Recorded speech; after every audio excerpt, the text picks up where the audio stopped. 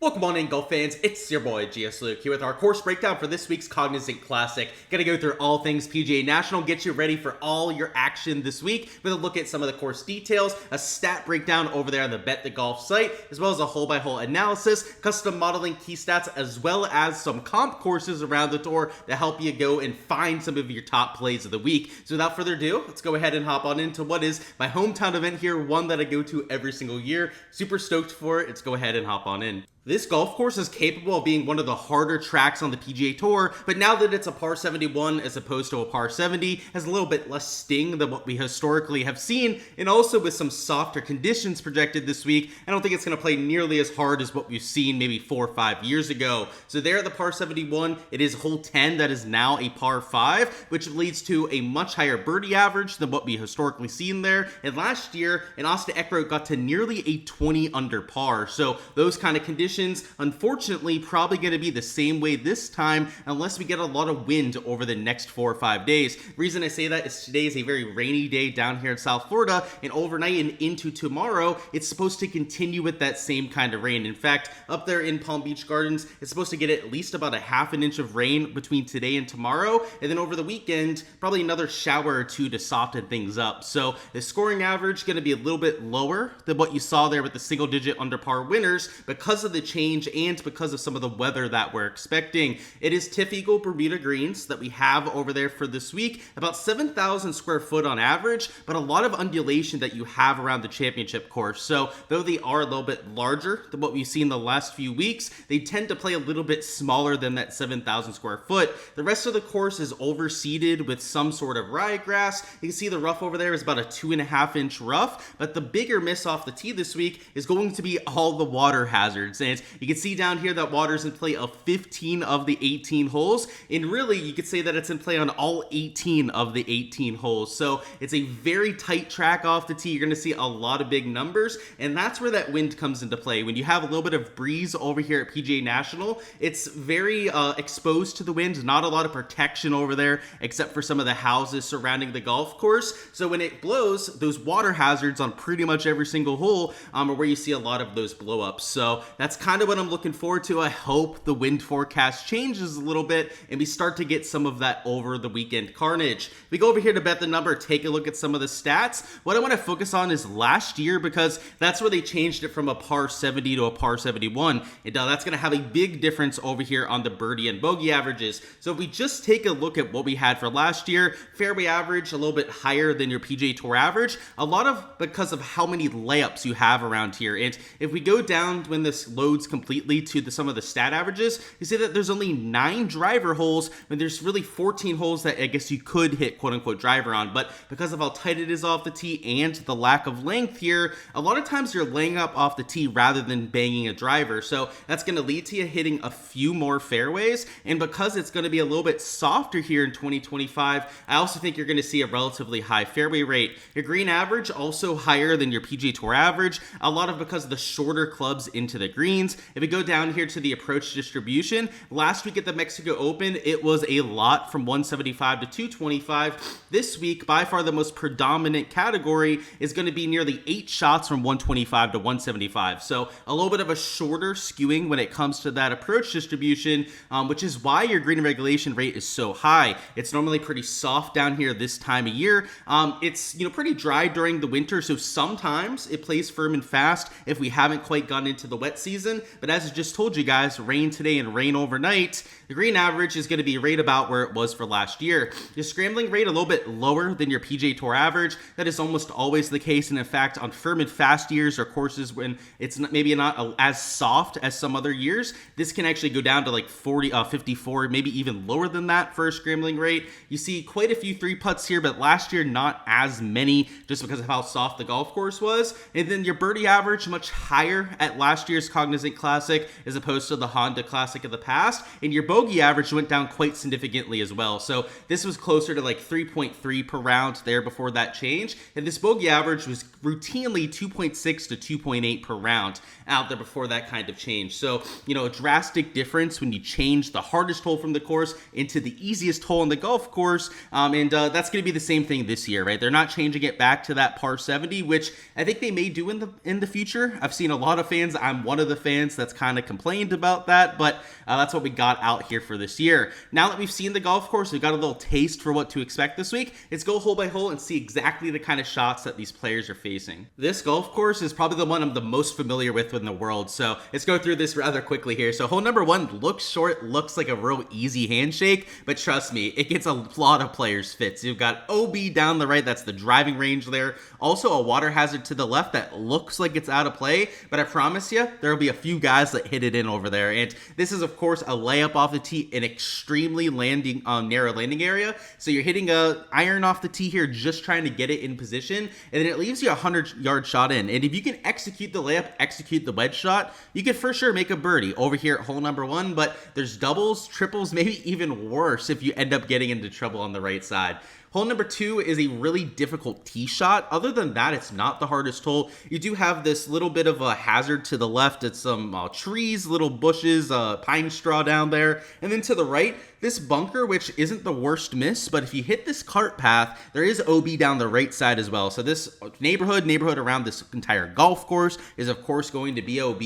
So if you hit the short stuff here, it leaves you like 160, 170 yard shot in. Not the most difficult par 4, but a front left pin location can be pretty dicey. And then this back left pin location is also pretty difficult. Next up is your first par 5. This is one of the easiest holes that you have out here. It's reachable in 2 for the entire field. Heck, I can reach this in 2. So you know, these tour players can give it a go for sure. And this one is kind of pin location dependent. Back left, it's still a birdie hole, but it's a little bit harder to get up and down to. And then over here for the right side as well, that little bit of a lobe over there can be a little bit more tricky than the rest of the pins. If it's anywhere here on the front, it's a birdie and eagle fest the entire day.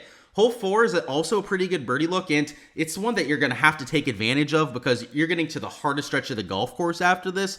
This is a difficult angle off the tee. You do have to hit a draw if you hit anything more than an iron off of it, but a lot of players will just hit an iron out here to the corner, maybe a 3-wood for some of your shorter players off the tee, and it'll leave you about 100 yards in. And if you can execute the tee shot, once again, it is a pretty good birdie look, but you're not going to get handed a birdie. It is a very narrow green complex, and hitting a wedge into this isn't an absolute given.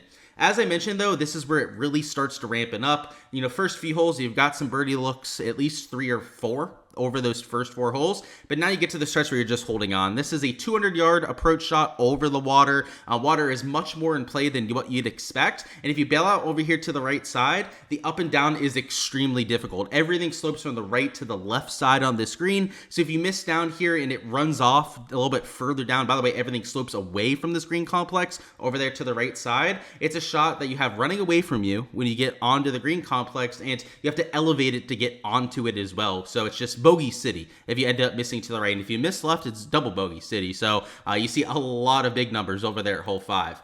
Hole 6 is also a par 4 for these players, so I know it says par 5, but that's just for some of the resort guests that'd be playing it. PGA Tour players are going to be playing at about 500 yards and 1 par lower, so as you can imagine, an extremely difficult hole. And because this is a par 5, the green complex is a lot more severe than some of the other complexes, despite being a par 4. So it's one where if you miss this green, and you're going to see a lot of people missing a 500-yard par 4, it's really, really hard to get up and down on. And I'll also add that it plays into the wind a lot of the times as well. Hole 7's one of the most difficult par 3s that you have out here. The water's not even in play here. It's technically not in play over here to the right side. I guess if you really whiffed it, you could hit it over there in that little retention pond, but this is just a long iron shot. You've got a lot of sloping on this green as well. And the up and down around here is just, I mean, that's going to be a common predominant theme around here. When you miss, you have to miss at the right spot because some of these bunkers are just absolute death to short-sided pins.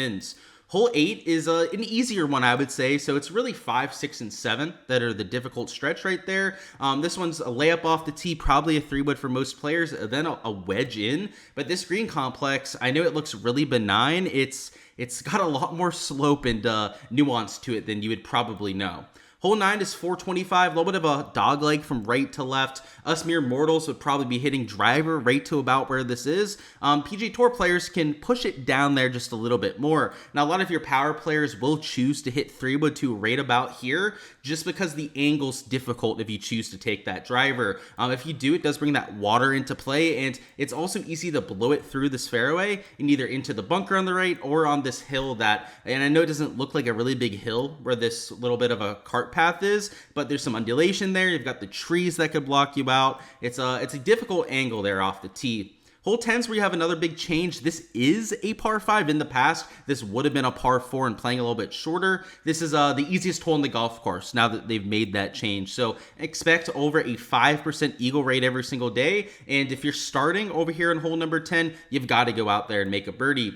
Hole 11 is 445. The water does come into play here, and this is where you can see the beauty of a PGA National. You hit a 3-wood off the tee, water doesn't really come into play unless you absolutely nuke your 3-wood. You hit driver though, and look at that, right? It's just right in that perfect range where driver comes into play on the right and over here to the left side. Everything slopes from the fairway over here to this hazard, so it's a very narrow tee shot, and the water comes into play on your second shot as well. So any pin location that's tucked close to it can play extremely difficult. Hole 12 is 444. You have OB down the right, but it's not really in play because your sight line's a little bit further down the left off the tee here. And yeah, on the second shot, it's technically in play, but it's also far enough away where you're not going to see anyone really hitting it over there. Just a more of a contoured green, a lot of sloping that you have here, a lot of fun to watch. There's a little hospitality area that they have over the back of this green where you can also see some of the other holes here in this corner.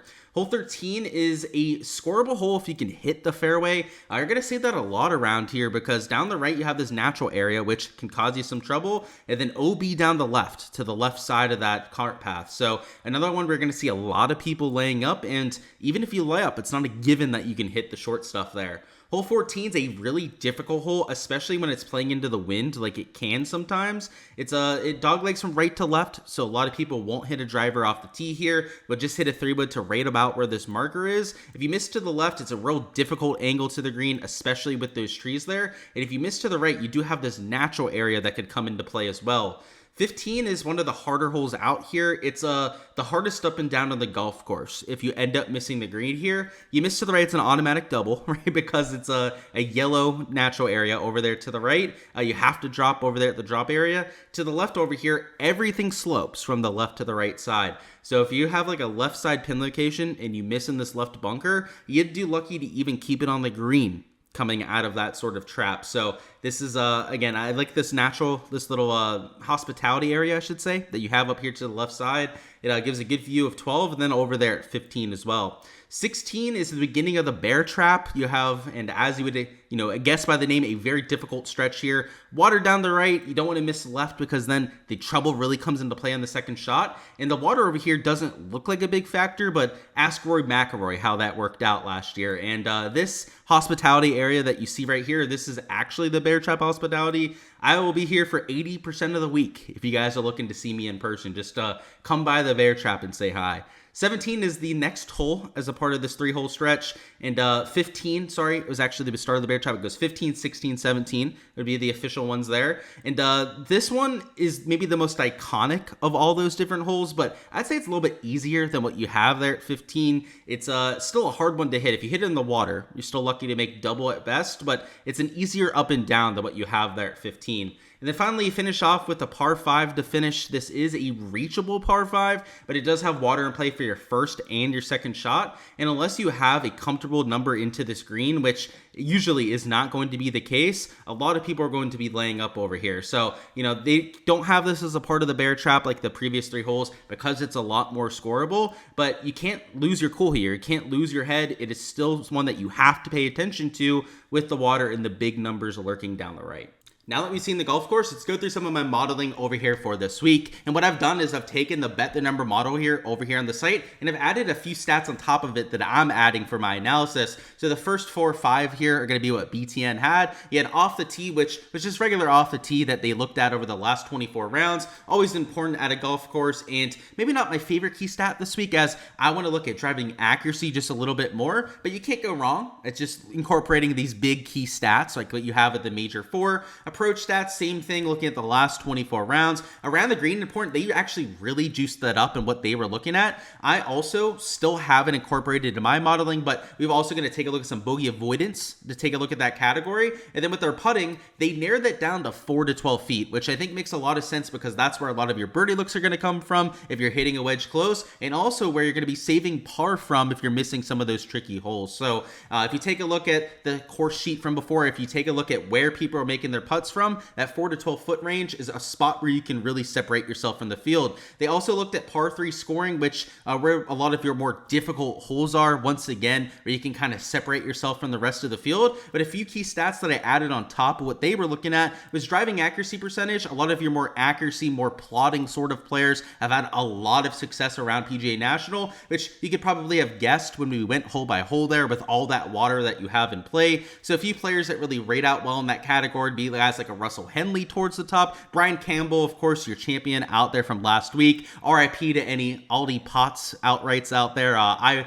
went down that train myself, so that was a tough one to swallow, but good for Ryan Campbell to go out there and get it done for the first time. But guys like Glover, Daniel Berger has had a really good track record around the Cognizant Classic, but other accuracy specialists like a Kuchar, Zach Johnson, Joel Damon, Norlander, all going to get a little bit of a boost over here at this sort of week, because if you can keep the ball in play, you're going to have a lot of looks from 100 to 150 yards. Speaking of 100 to 150 yards, it's skip bogey avoidance. We'll go back to that here in a second, but we're looking at approach from 125 to 175. As you saw on that course sheet before, that's where a predominant amount of your shots are going to come from. In fact, 8 of your 18 approaches are coming in that proximity bucket. So players that shine out there in those yardage ranges are also going to get a boost out there in my modeling. So a few that kind of stand out that I know have a large enough sample, guys like Echeverria, really good from there. You also have Michael Kim, Kuchar, been playing a lot of golf here in 2025, but a Spawn, Ben Coles, Brian Campbell once again showing up in this modeling there. Players that are going to get boosted over there in our rankings.